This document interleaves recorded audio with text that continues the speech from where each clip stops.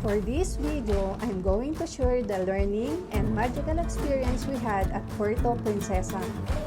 We went to PTS for the inauguration of Ironman 70.3. This is a DIY trip to work with our budget.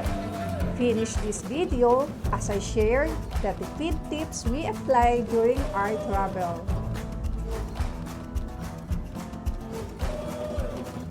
Our first stop is Prinsesa Gardens. It is 13 minutes away from our guest house or 6 kilometers in distance. This is also our first time in the province, a DIY, so we have plenty of options. We first try riding a tricycle. It is our mistake not to check the details of our location against our destination. The driver told us that we need to pay 200 pesos for a 4-kilometer distance ride. I challenged this rate because this is too much. Actually, I plan to walk. It will give me a view of what the city can offer, at the same time a little leg exercise. I need to consider my colleagues. Along the way, I asked him what is the basis of that rate, where in fact, their tariff shows only 30 pesos per first 11 kilometers. Should we pay 30 pesos instead? I'm willing to give him a service charge if he is just kind and honest enough. But, to my dismay, he insisted it should be 200 pesos, else he will drop us somewhere, a place that we're not familiar with.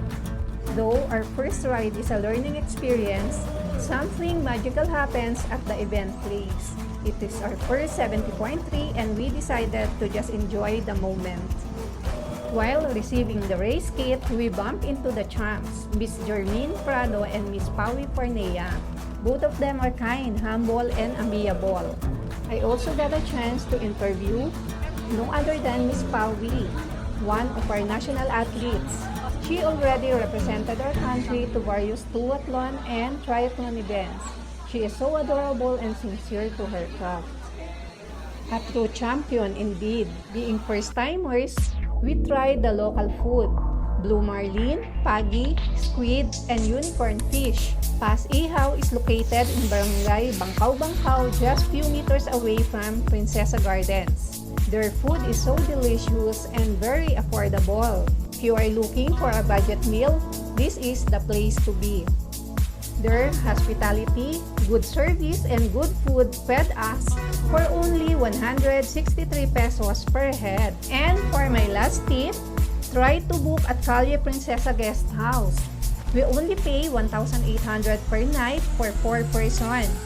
The place is not highly recommended for relaxation, but if you are looking for a place to stay with your limited budget, Calle Prinsesa can be an option.